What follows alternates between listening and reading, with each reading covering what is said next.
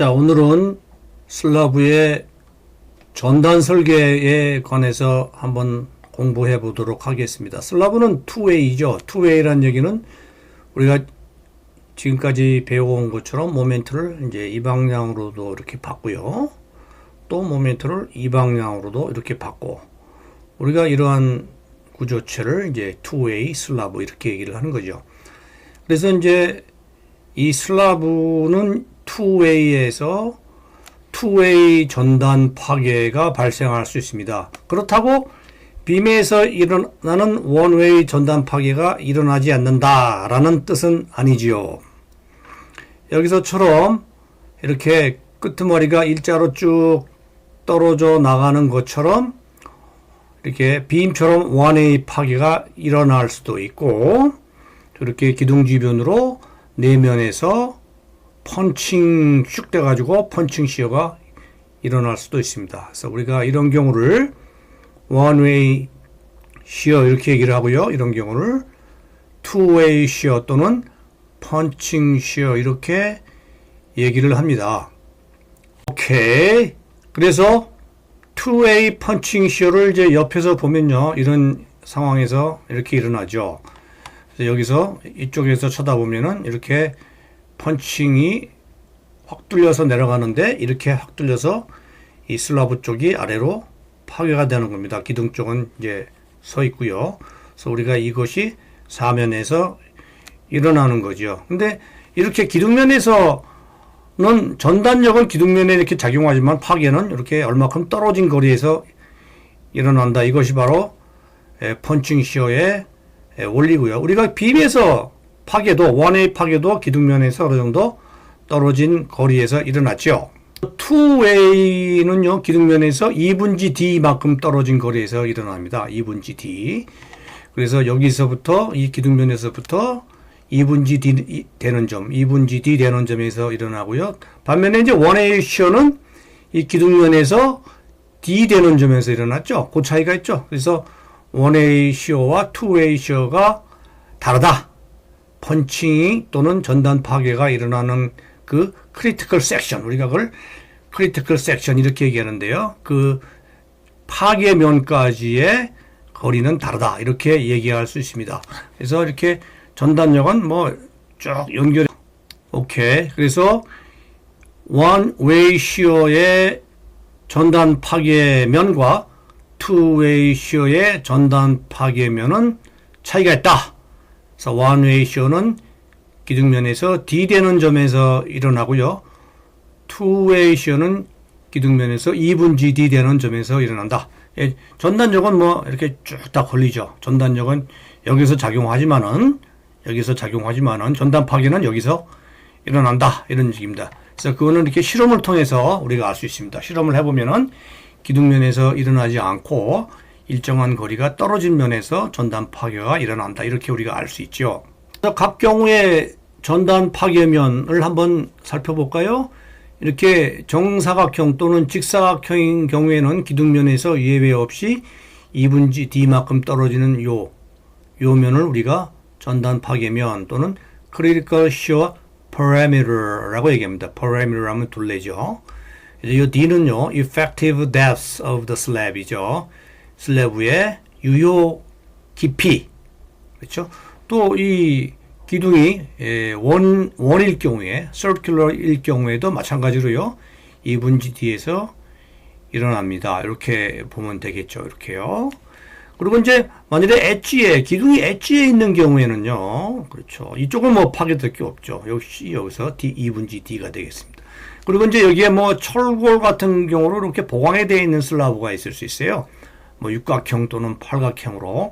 근데 뭐 어디가 됐든 간에 여기서 2분지 D 이렇게 파괴가 일어난다. 이렇게 보면 되겠습니다.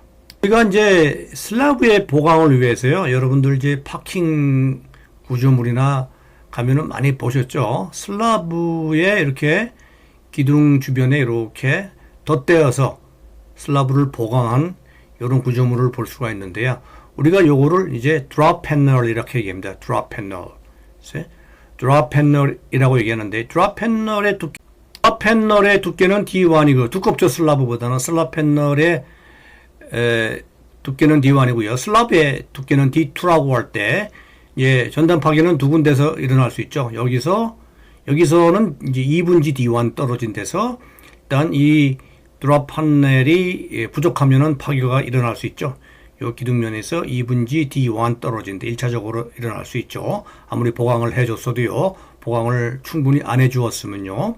그리고 또 하나는 이제 요 드랍 패널의 끝면에서 또 2분지 D2죠. 이번에 2분지 D2. 2분지 D2만큼 떨어진 데서 또 한 번 더 일어날 수 있죠. 그렇죠. 그래서 여기서 한번 일어날 수 있고요. 2분지 D1, 여기서 2분지 D2에서 일어날 수 있는데 요 기둥 끝면이고요. 요 파괴는 이제 드랍 패널의 끝면이다. 이렇게 얘기할 수가 있겠습니다. 자, 이렇게 중간에 이제 오프닝이 있는 경우에 슬라브에 구멍이 뚫려져 있는 경우도 마찬가지예요. 그냥 2분지 D로 보시면 됩니다. 이렇게 뚫려져 있는 경우에도 2분지 D로 보시면 됩니다.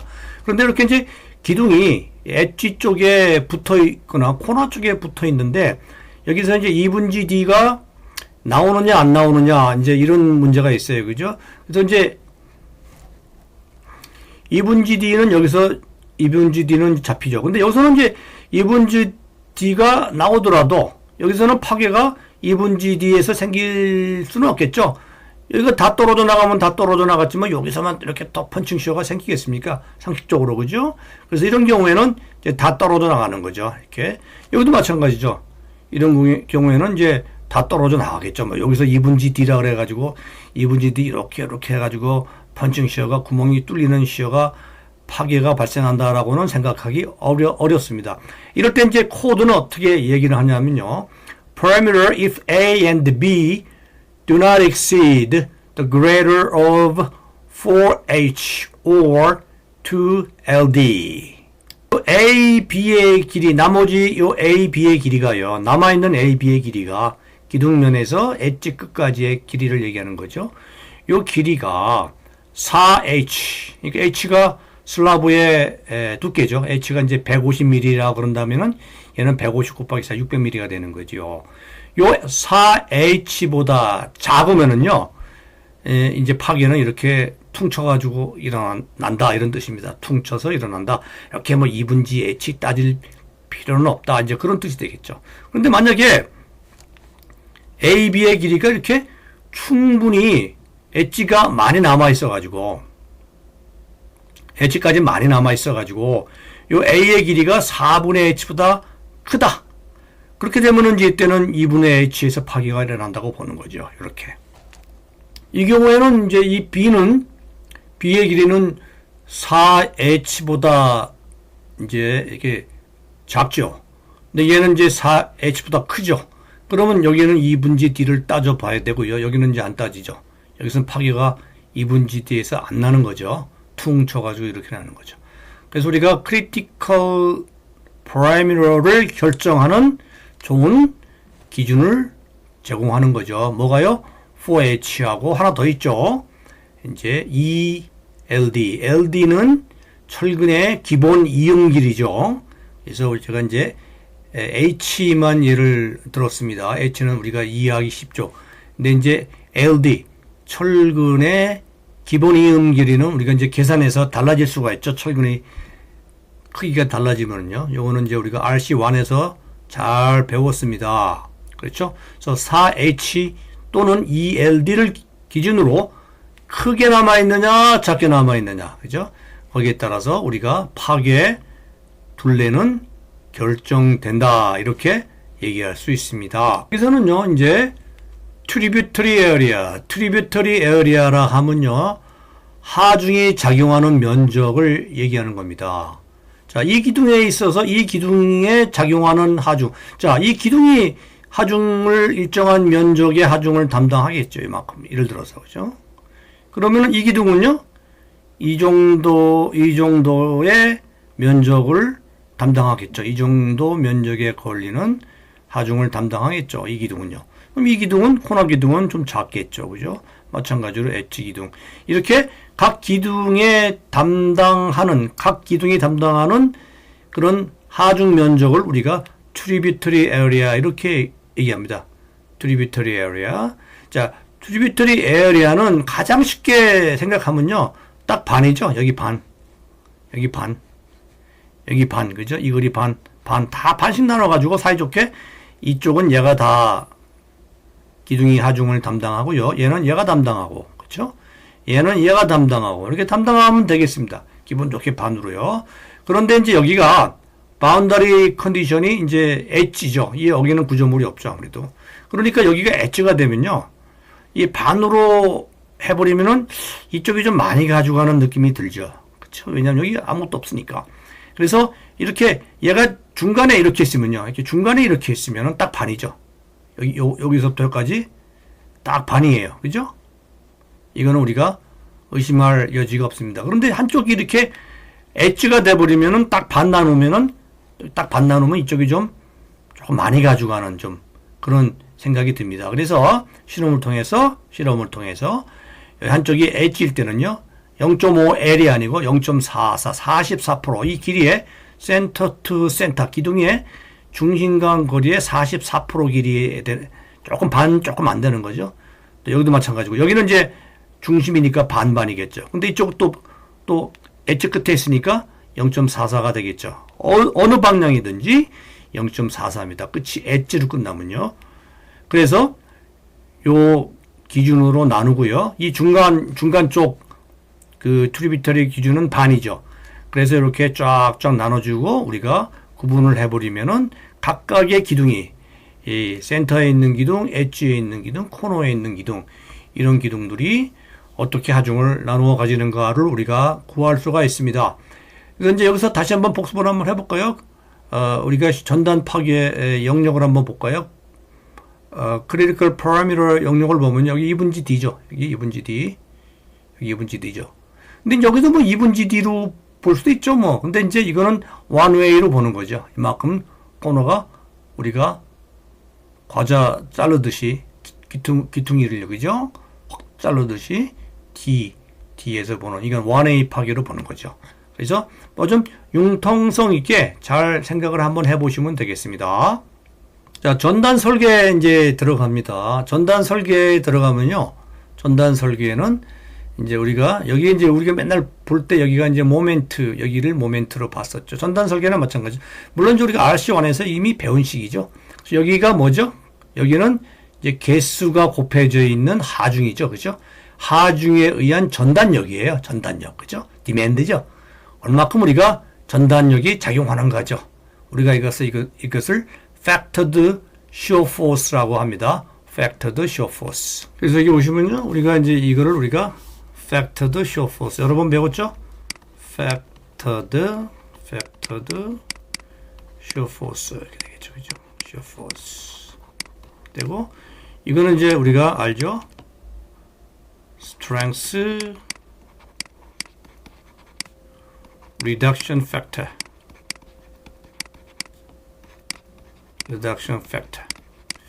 그리고 얘는요, 우리가 알죠? 뭐죠? nominal shear죠. shear 뭐죠? strength. 그죠?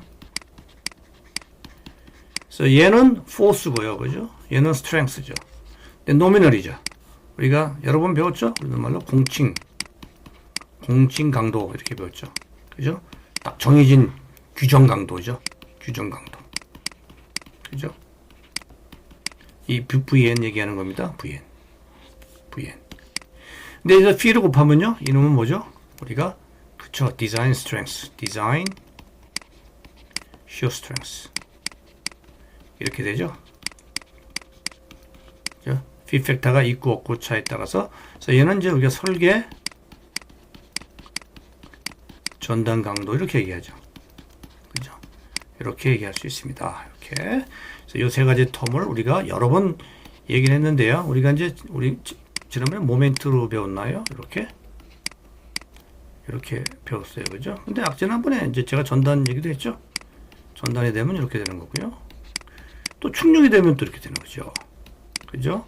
충격이 되면 또 이렇게 되는 건 이건 U입니다. U. 그죠? 그래서 절대 이 관계를 우리가 혼동하면 안 되겠다 하는 겁니다. 자, 그래서 여기 VVN인데요. 공칭 강도, 공칭 전단 강도만 따로 띄어서 보면요, 이렇게 콘크리트가 제공하는 전단 강도가 있고요.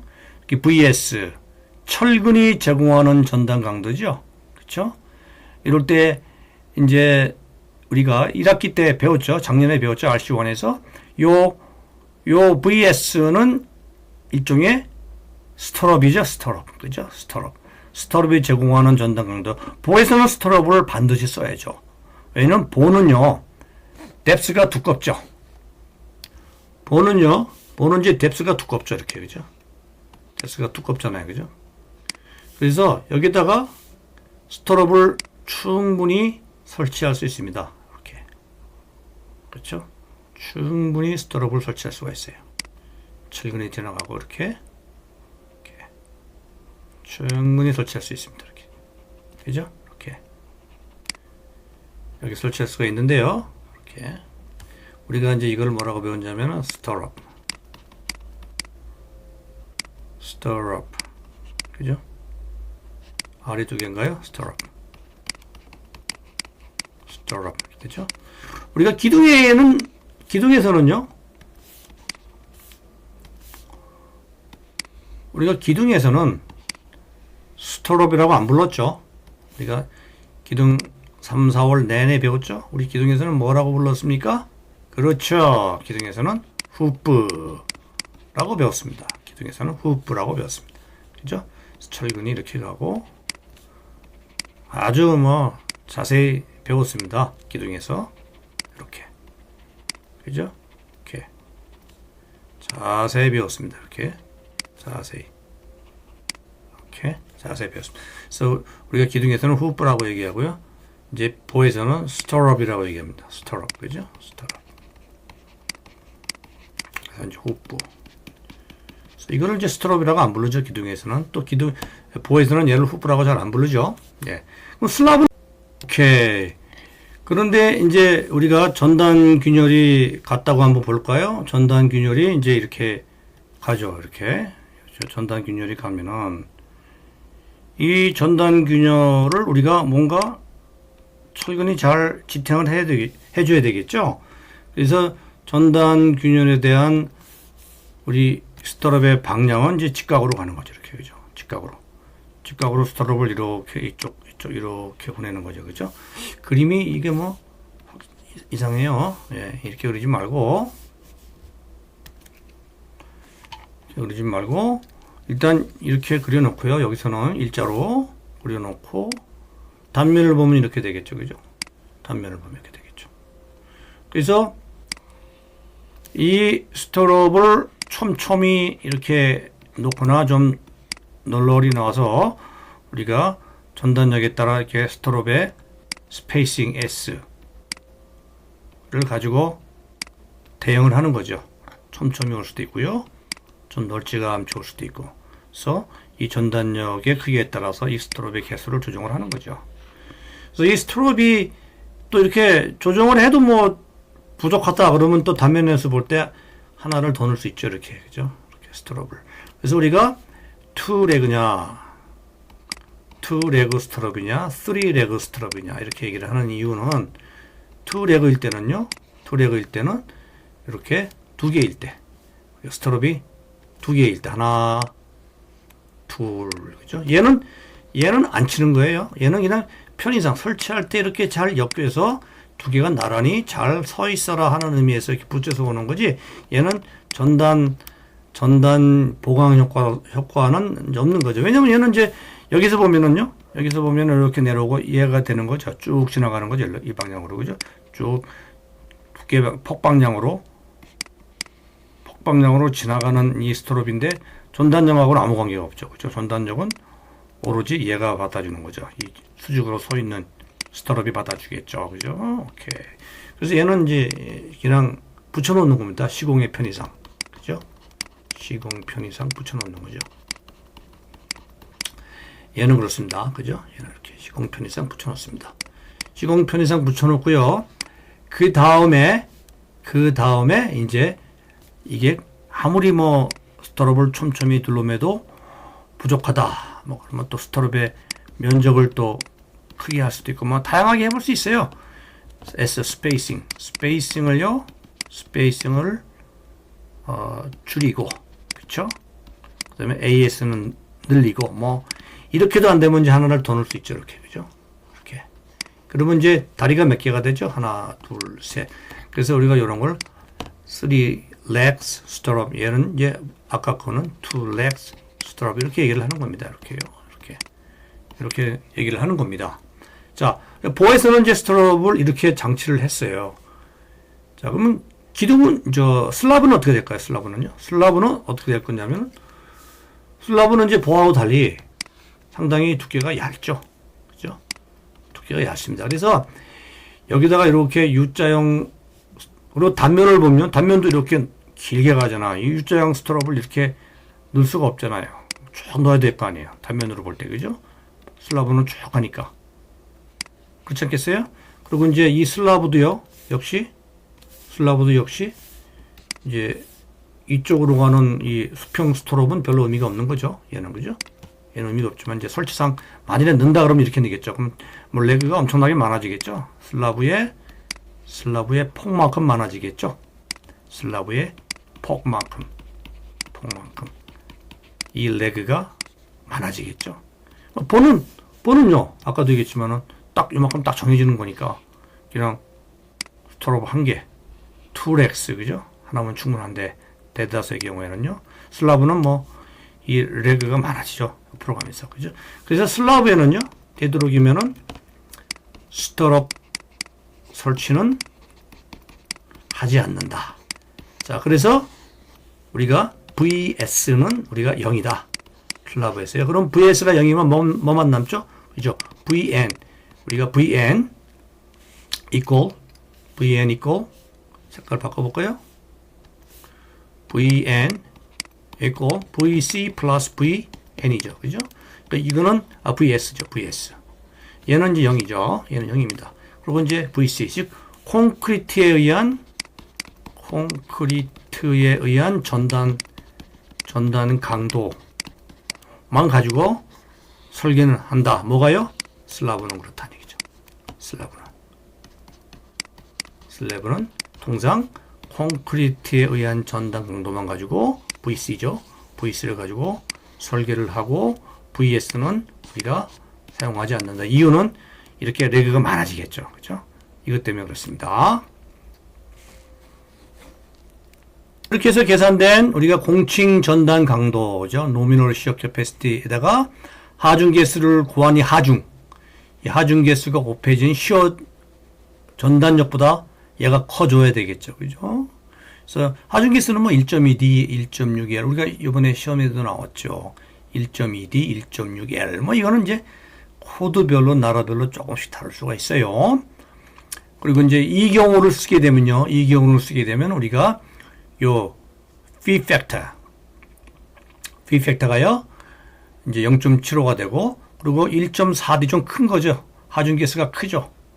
얘보다 크죠. 그죠? 하중 개수가 크다는 얘기는 하중 쪽을 많이 부풀린 거죠. 왜? 안전하라고요. 그죠? 하중 쪽을 많이 부풀린 겁니다. 안전해지겠죠? 그래서 그때는 이제 우리가 reduction factor를 그렇게 큰 거를 쓰지 않아도 됩니다. 85% 이렇게. 근데 이제 하중 개수가 작아지면요. 여기가 하중 개수가 작아지면은 우리가 reduction factor를 0.75까지 내린다. 이게 ACI 코드에 나와 있다. 이렇게 보시면 되겠습니다. 자, 이제 지금부터 우리가 전단 강도 설계를 이제 하겠습니다. 그래서 우리가 철근에 의한 전단 강도는 이제 무시한다 그랬어요. 그죠? 그래서 스트럽에 의한 전단 강도는 무시하고 콘크리트 자체에 의한 전단 강도만 고려하는데요. 이 VC죠. 그러니까 이 VC를 계산하는 공식이 3개가 있습니다. 여기 하나 있고요. 13-15씩 있고요. 13-16씩, 13-17씩 좀 확대를 해서 볼까요?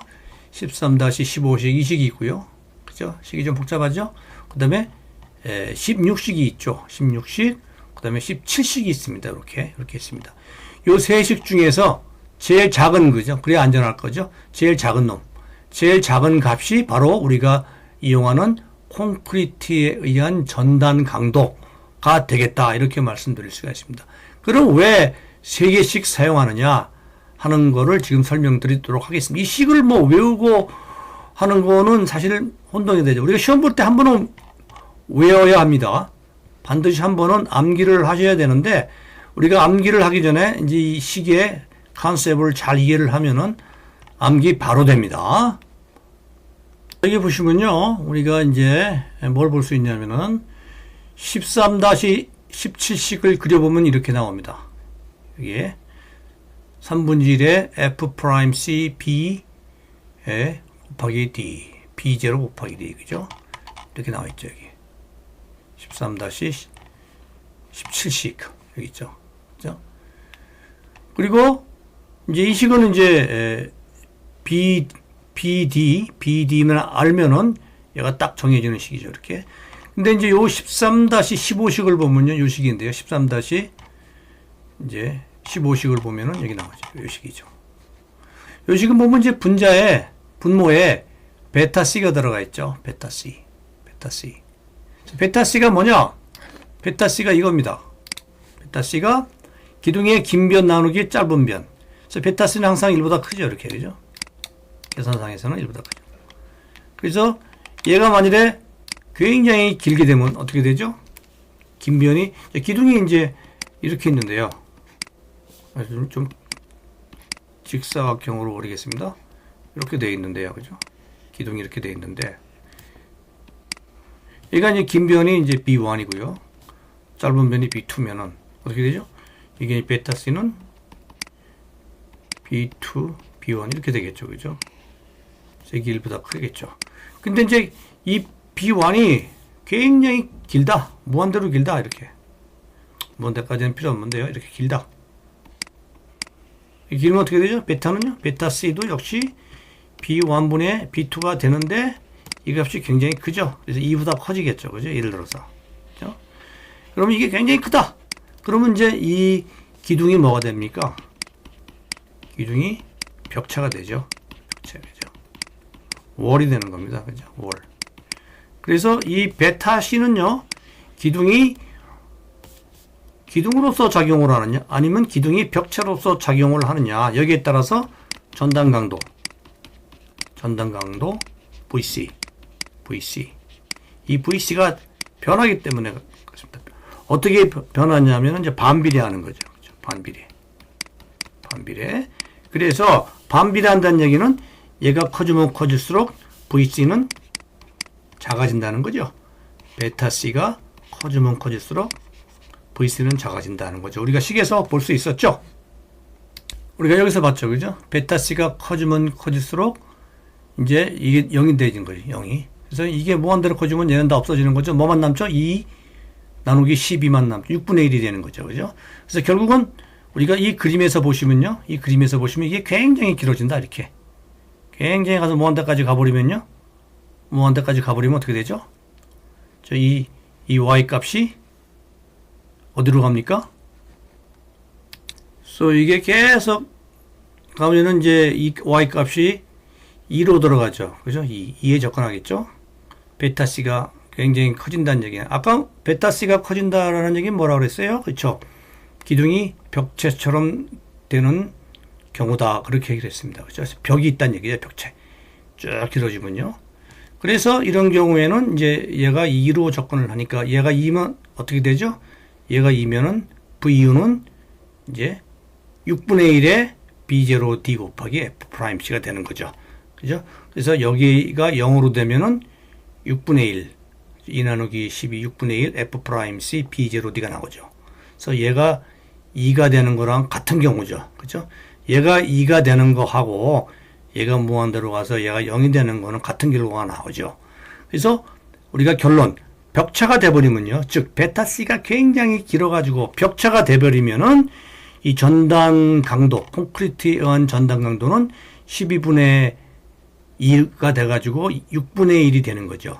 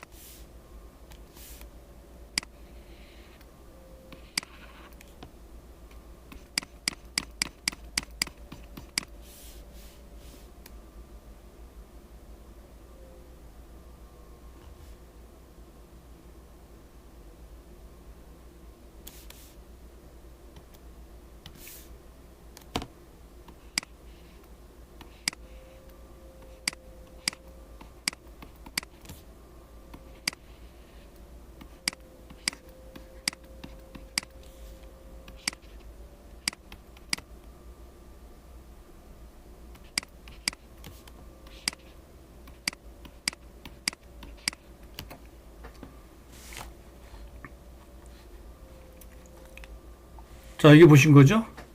그래서 베타 C가요. 베타 C가 2보다 작은 경우에 이제 뭐 1점 몇 기둥이죠. 그죠? 기둥. 직사각형이 될 수도 있고 정사각형이 될 수도 있고 얘가 이제 1이면 정사각형이죠. 1이 아니고 1보다가 이제 크게 되면 직사각형이 되는 거죠. 이럴 때는 이제 투웨이 시어처럼 되는 거죠. 우리가 지금 공부하는 투웨이 시어가 형성되는 겁니다. 어디서요? 2분지 떨어진 점에서. 그렇죠? 네. 근데 이제 베타가 무한대로 가는 경우는 이렇게 한쪽으로 쭉 길어지는 거죠, 기둥이. 우리가 이런 경우를 뭐라 그랬어요? 그렇죠. 벽체라 그랬어요. 월. 그죠? 월. 벽체라 그랬어요. 이게 이제 베타가 길어지니까, 무한대로 가니까요. 그럼 얘가 이제 벽체가 되는 거죠. 이렇게. 그죠? 벽체가 되는 경우에는 뭐 투웨이 파괴가 뭐 일어날 수가 없잖아요. 벽체가 어떻게 뭐 이거 이렇게 일어날 수 없잖아요. 파괴가. 그죠?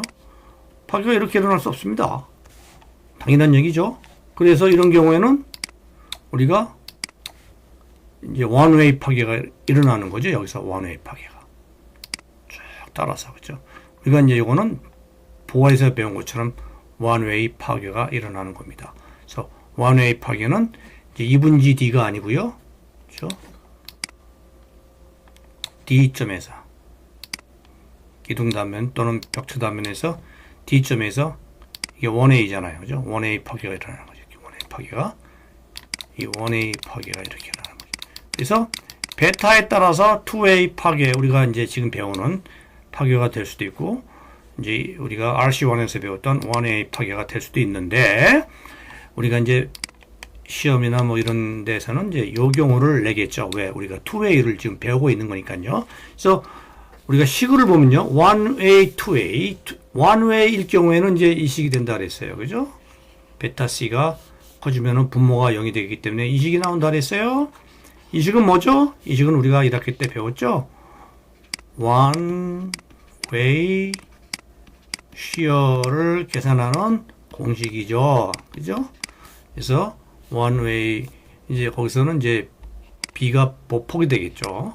보폭 때문에 이제 D가 depth 압축 강도 똑같죠. 그죠? one way shear를 계산하는 공식이 된다. 그래서 우리가 one way shear 공식하고요. one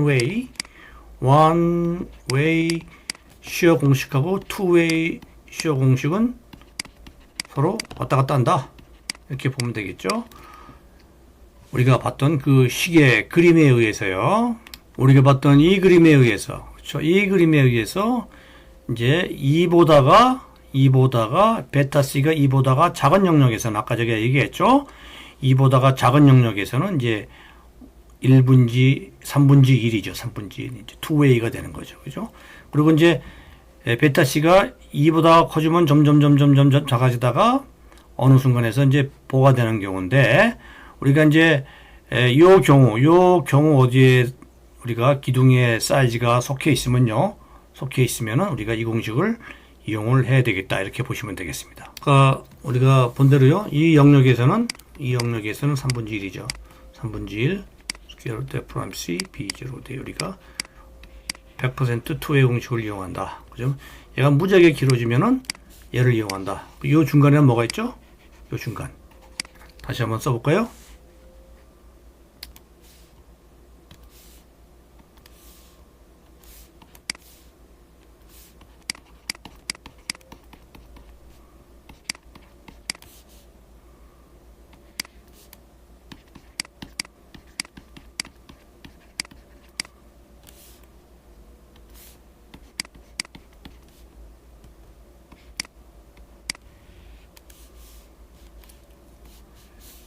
요 중간에는 이제 요 영역이죠. 그렇죠?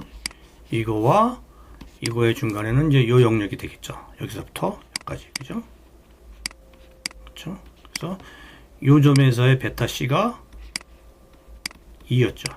그 여기는 이제 무한대로 가죠. 무한대. 그래서 무한대로 가게 되면 얘가 보이는 거죠.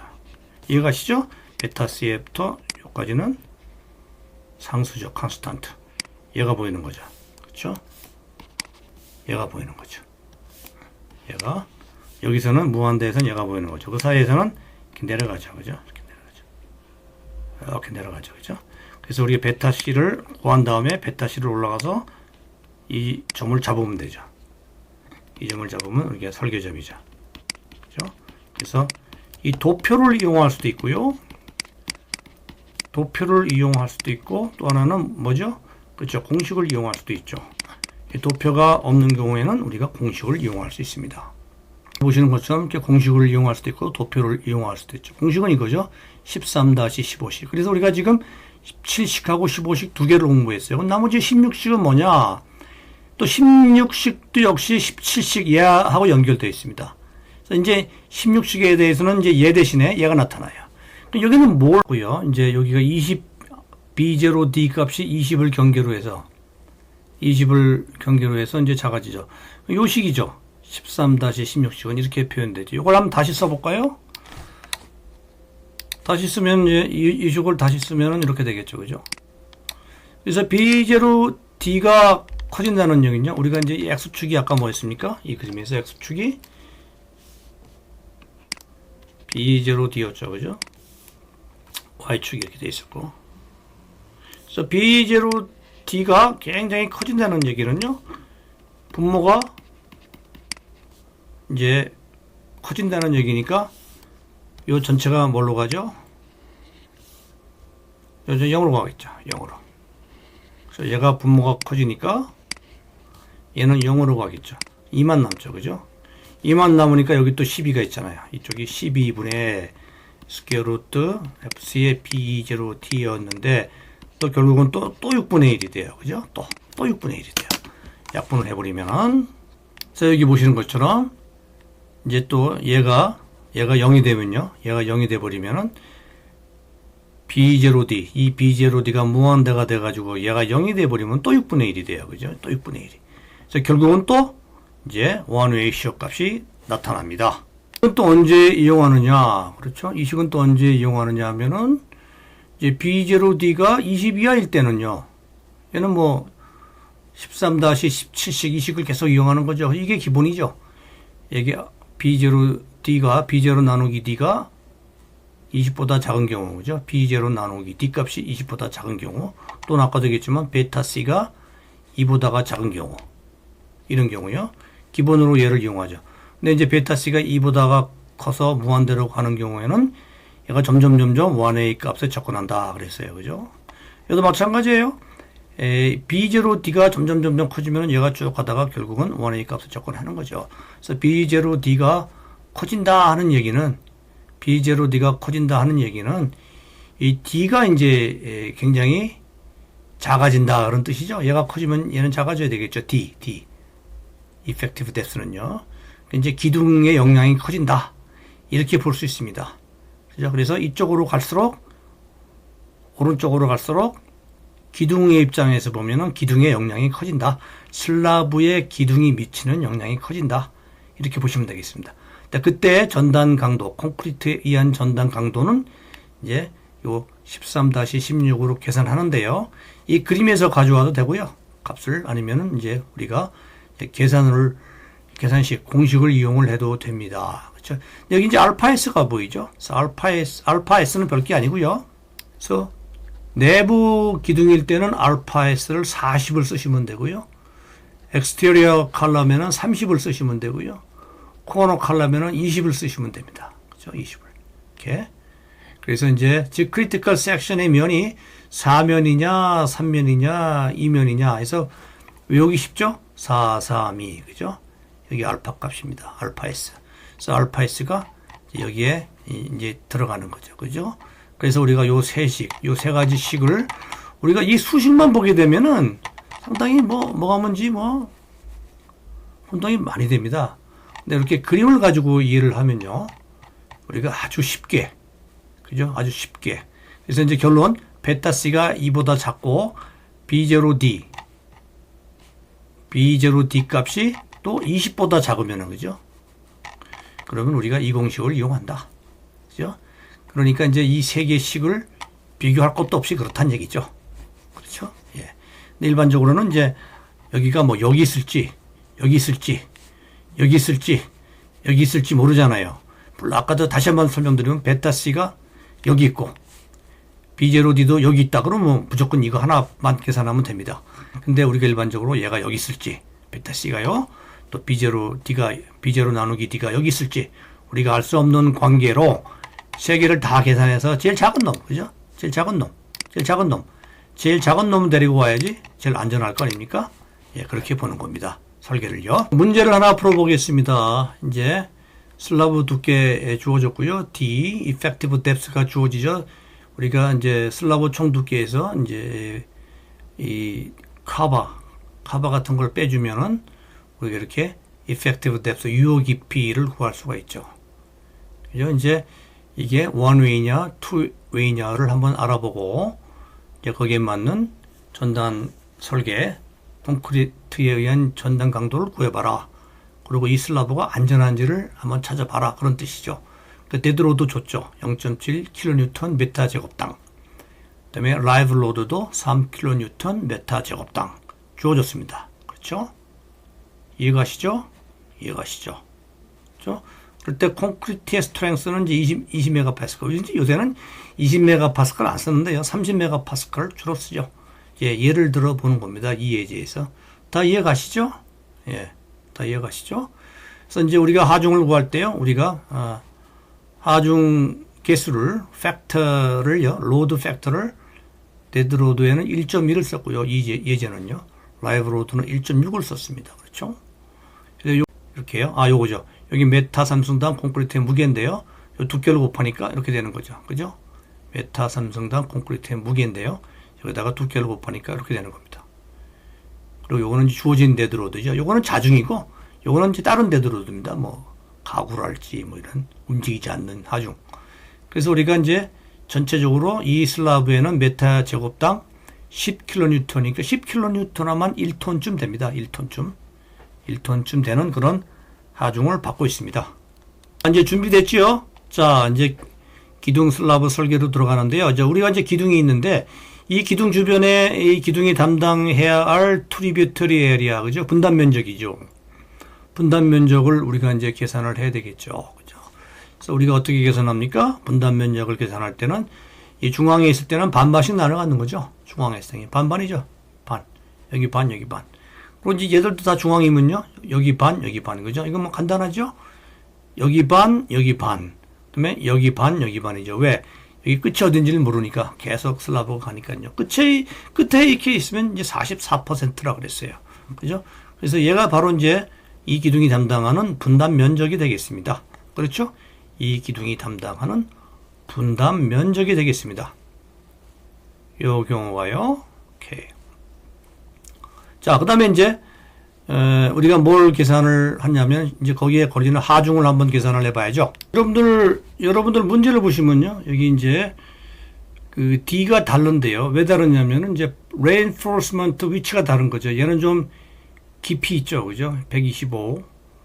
reinforcement perpendicular to the wrong side of column. 그죠? 120에 놓여 있고요. 철근이. 그래서 D가 125가 되는 거죠. 다른 쪽은 110이 되는 거죠. 반대쪽으로, 90도 쪽으로. 왜 이런 일이 벌어집니까? 왜 이런 일이 벌어지냐면요. 우리가 슬라브 철근을 배근할 때, 철근을 배근할 때, 한 방향으로 철근이 쭉 나오면 다른 방향은 반드시 위로 가야 되겠죠. 그죠? 이렇게. 그래서 위에서 보면 슬라브를, 그러니까 이제 철근을 이제 두 방향으로 배근을 하죠. 이렇게. 그죠? 두 방향으로 배근하는데, 이 단면을 잘라서 보면은 이제 이렇게 보이겠죠. 그렇죠? 이렇게 보이죠. 한 방향에서 쭉 나오면은 다른 방향으로 옆으로 가죠. 위에 있든지 아래에 있든지, 그죠? 그렇기 때문에 이 한 방향에서 여기까지 중심까지 우리가 125mm를 재면요, D를.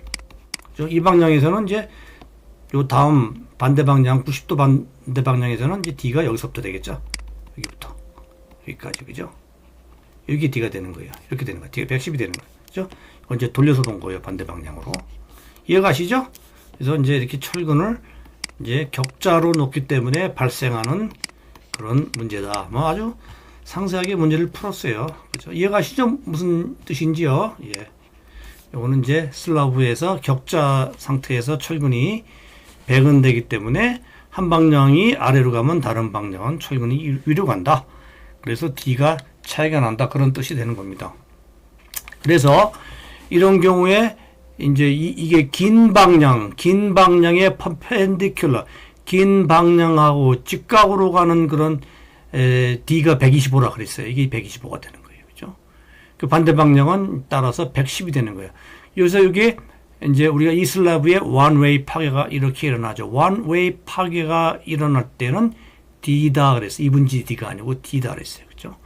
역시 여기도 원웨이 파괴, 이 방향의 원웨이 파괴. 그래서 이게 원웨이 파괴가 일어나는 형상이죠. 여기서 원웨이 파괴가 일어나는 형상이죠. 그래서 원웨이 파괴는 두 번 일어날 수 있죠. 그렇죠? 이 방향으로 일어날 수 있고 이 방향으로 일어날 수 있다. 이렇게 볼 수가 있습니다. 또 이렇게 이제 여기에 원웨이가 일어날 때 여기 하중이죠. 그죠? 원웨이 하중이죠. 여기 이제 원웨이 하중. 저 교재를 좀 자세하게 보이네요. 그죠? 그래서 여기에 요 부분이요. 요 부분이 이제 원웨이가 일어날 때 실리는 면적이 되겠죠. 그죠? 면적. 여기 우리가 하중을 이제 아니까 하중을 면적에 곱하면은 이 원웨이 파괴, 이 방향의 원웨이 파괴를 유발하는 하중 총량을 구할 수 있고, 반대 방향, 우리가 이 면적을 알죠. 그죠? 이 면적. 이 면적이라는 거는 이제, 여기는 이제 2.5 곱하기 2.5 더하기 2.5가 되겠네요. 이쪽은 뭐죠? 여기가 이제 여기서부터까지가 2.5니까 기둥의 반을 빼고요. 그죠? 기둥의 반을 빼고 또 여기서 120%를 더 빼는 거죠. 그래서 여기서 토탈 중심에서는 이제 275를 빼는 거죠. 그죠? 근데 여기가 2.5m인데 275를 빼는 거죠. 그죠? 그렇게 해서 우리가 여기가 얼마가 나오죠? 2.225가 나오죠. 그죠? 뭐 더 이상 어떻게 설명할 길이 없죠? 마찬가지죠. 이쪽도요. 여기가 전체가 반인데요. 그래서 기둥의 반, 그 다음에 D, 파괴면까지의 반, D, 그죠? 이렇게 해서 전체에서 얘를 빼주면 2.065m가 나오죠. 여기라는 거죠. 2.065 곱하기 얘 하면 요 면적이 나오고, 우리 아까 하중 구했죠? 하중을 곱하면 되겠죠. 여기도 마찬가지죠? 여기 이제 면적을 곱했고요. 우리가 아까 계산한 하중이죠. 여기 이제 셀프 웨이트, 데드 로드, 라이브 로드, 요거는 하중 개수. 그죠? 그래서 오늘 강의는 뭐 이렇게 어려운 데는 없고요. 이제 실수할 수 있는 데가 한두 군데 있습니다.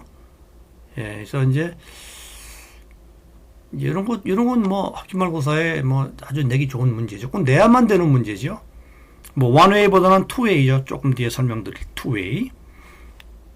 여기다가 이제 우리가 구한 수직 하중을 곱해주면요. 얘가 이제 최종적으로 원웨이 파괴를 유발하는 그런 하중이 되겠죠. 그죠? 그래서 우리가 요런 하중이 이제 두 개가 있는 거죠. 그죠? 요 방향으로 하나 있고, 요 방향으로 하나 있고. 그죠? 그럼 이제 요 원웨이 파괴가 되는 요 점에서의 콘크리트 강도를 구해보면 되겠죠? 그래서 원웨이의 콘크리트 강도를 구하는 식은 요거죠. 그죠? 6분의 1 F 프라임 C B D 이렇게 된다 그랬어요. 그래서 P 팩터를 0.75를 쓰죠. 우리가 0.75를 쓰겠습니다. 왜냐하면 이제 요 하중 개수를 이용했죠. 예. 아까 공부했죠? 앞에서 ACI 기준. 그래서 여기 6분의 1 F 프라임 C 20이고요. B는 뭐죠? 이제 D는 우리가 125. 이 방향으로 125죠. D가. 그죠? D가. 또 물론 파괴 면도 125. 이만큼 떨어져 있으니까. 그리고 B는 뭐가 되겠습니까? B는 이제 폭이 되는 거죠. 그죠? 그래서 폭이 나왔고요. 이제 349.4kN이 나왔어요. 우리 하중은 111.25kN. 그러니까 이제 양방향 다 한쪽만 해봤지만 양방향 다 원웨이 시어에는 넉넉하죠. 3배 이상 크죠. 얘가. P 팩터를 곱했을 때 3배 이상 크게 나옵니다. 그래서 이 경우에는 우리가 넉넉하니 원웨이로는 절대 파괴가 일어날 수 없다. 이렇게 얘기할 수 있겠습니까? 원웨이로는 절대 파괴가 일어날 수 없다. 그래서 슬라브지만요, 투웨이 시어가 우리가 메인 그런 관점이 되겠지만 원웨이도 반드시 체크를 해줘야 됩니다. 하지만 one way로는 잘 파괴가 일어나지 아니한다. 이렇게 보시면 되겠습니다. 그죠? 자, 그럼 지금 이제 two way를 한번 볼까요? two way. two way는 어떻게 됩니까? two way는 이제 이 기둥면에서 2분지디 떨어진 데가 바로 뭐라 그랬어요? 그죠?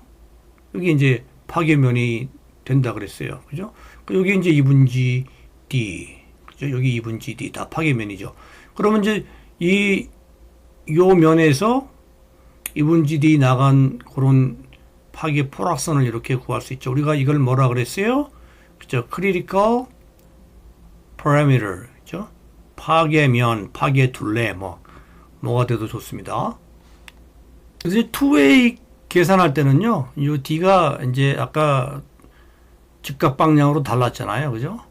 이게 이제 계산이 복잡해지죠. 다르면, 그죠? 왜냐하면 이 계산이 다 한 개로 연결돼야 되니까. 이런 경우에는 우리가 average depth를 딱 하는 겁니다.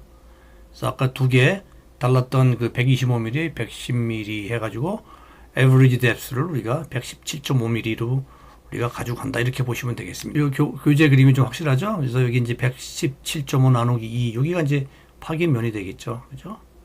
그래서 이 파괴면의 한 변의 길이는 이제 기둥 한 변의 길이에다가 요거 두 개를 더하면 되겠죠. 767.5mm가 나오죠. 이쪽은 저 기둥 단변에, 짧은 변에 또 요 두 개를 더하니까 417.5가 나오죠. 그죠? 그래서 요 밖에면에 작용하는 하중이 이 기둥에서 2분지 떨어진 슬라브를 퉁치고 내려간다. 이렇게 보는 거죠. 이해가십니까? 다시 한번 설명할까요? 이 밖에서 작용하는 요 점선 밖에, 점선 외부, 하지만 요 트리비터리한 내부죠. 그죠? 요까지가 요 기둥이 담당하는 슬라브의 면적은 요거라 그랬어요. 그죠? 요거. 여기에서 요 점선 밖에 나와 있는 요 화중이 왜 점선입니까? 2분지 D 떨어진 데가 크리티컬 파괴면이라고 그랬습니다. 그러니까 요 밖에 해치한 부분, 요 하중이 요 슬라브 요 점선이 있는 우리가 요거를 크리티컬 파라미터라고 그랬어요. 그죠? 파괴면을 퉁치고 아래로 쑥 내려가는 거죠. 펀칭이 되는 거죠. 우리가 구멍 뚫을 때 펀칭한다 그러잖아요. 그죠? 펀칭 기계 달라 이렇게 얘기하잖아요. 그 펀칭이에요.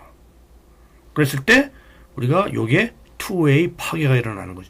그러면 요 투웨이 전단 강도, 이 슬라브가 제공하는 투웨이 전단 강도가 퉁치고 내려가는 이 하중보다가 크냐 작으냐에 따라서 이 슬라브의 운명은 결정이 되는 거죠.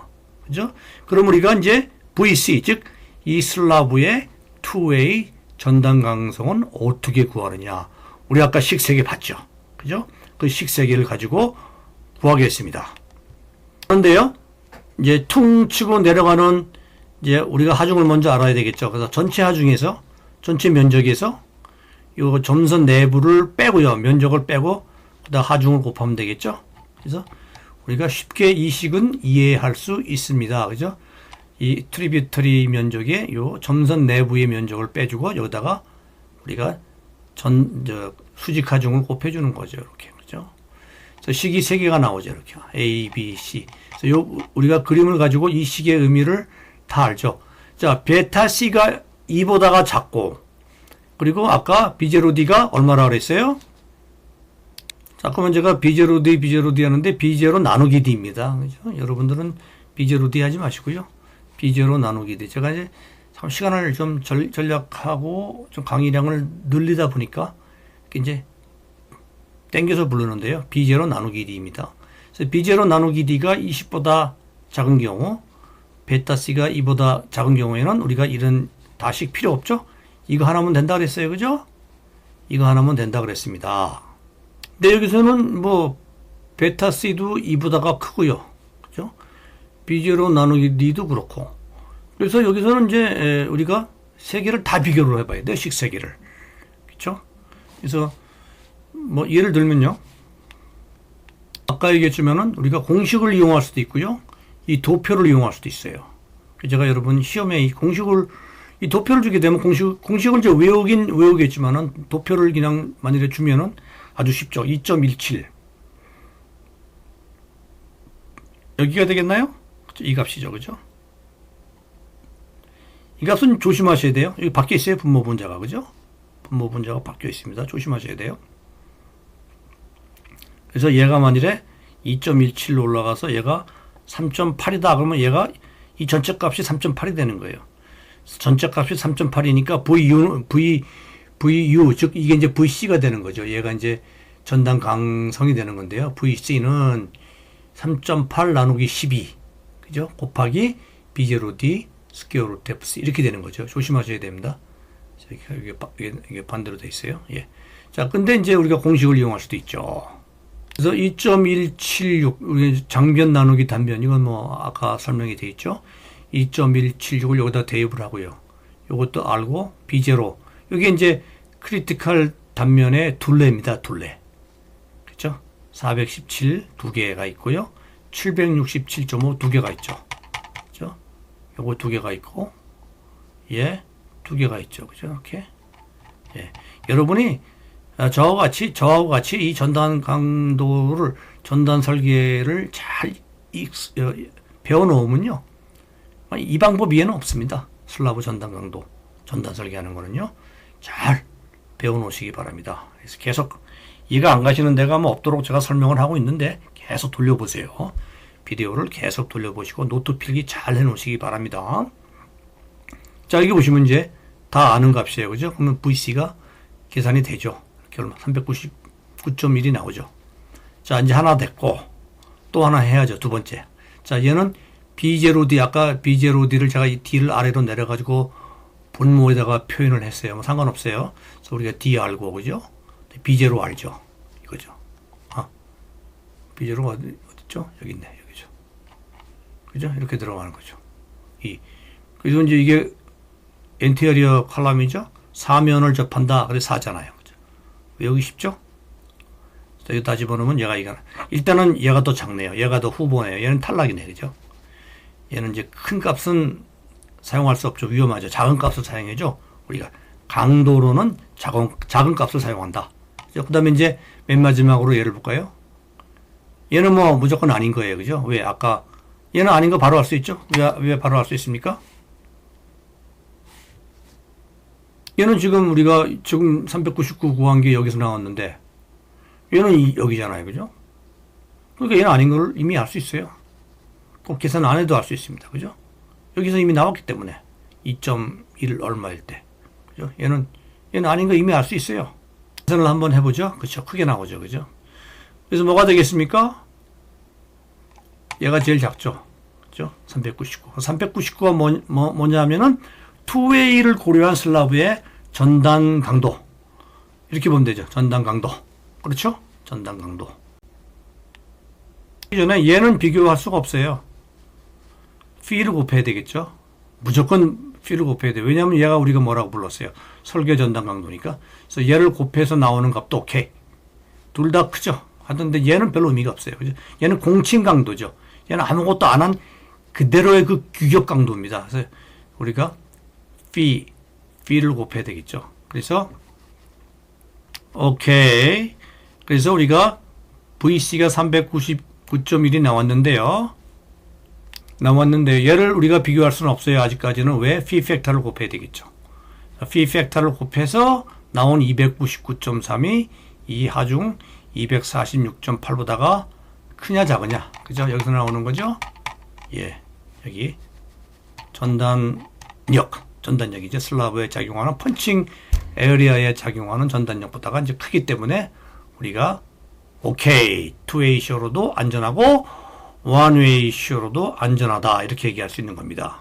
만일에 얘가 노굿이 나오면 어떻게 되는 거죠? 얘가 하중보다 작게 나온다. 그러면 어떻게 되는 겁니까? 그럼 우리가 이제 몇 가지 방법이 있어요. 첫째는 슬라브 두께를 우리가 증가시키면 되는 거죠. 제일 간단하죠. 그죠?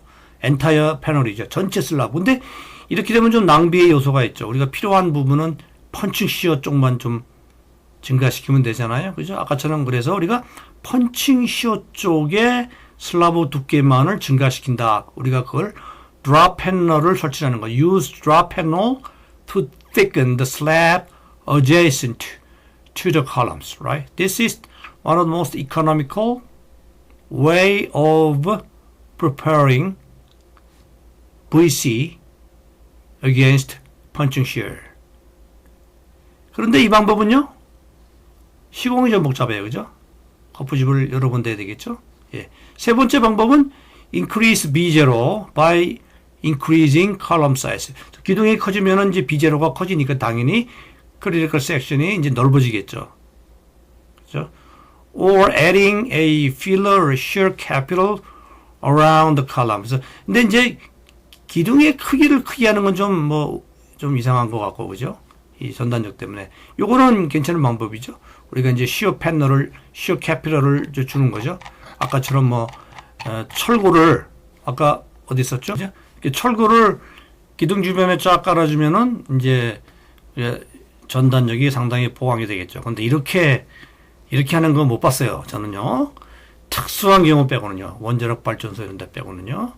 그래서 이제 가장 보편적인 방법이 보이는 다양한 방법들이 있을 수 있어요. 이렇게 철물을 깔 수도 있고요. 이렇게, 그죠? 철물을 깔 수도 있고, 그 다음에 또 이렇게 아까 말씀드린 대로 스토럽을 줄 수도 있죠. 그죠? 근데 이건 엄청나게 길게 가죠. 이렇게, 그죠? 쭉 가야 되죠. 그래서 이런 방법도 가능하지만 보편적으로 이런 방법보다는 가장 많이 쓰이는 방법은 슬라브 두께를 이제 좀 늘려주는데 전체 슬라브를 늘려서 플랫 슬라브로 하느냐, 이제 드랍 패널, 그 기둥 주변에만 주느냐, 이제 이렇게 되는 거죠. 용어 설명이 아까 좀 빠진 것 같은데요. 이제 이렇게 지금 이제 우리가 설계를 해봤지만은 이제 이 전단이 만일에 부족할 때는 이렇게 기둥 주변에 패널을 드랍 패널을 댈 수 있죠. 이게, 그죠? 드랍 패널. 이제 이게 되는 경우에 우리가 이런 슬라브는 뭐라고 부르느냐? 플랫 슬라브라고 부릅니다. 플랫 슬라브.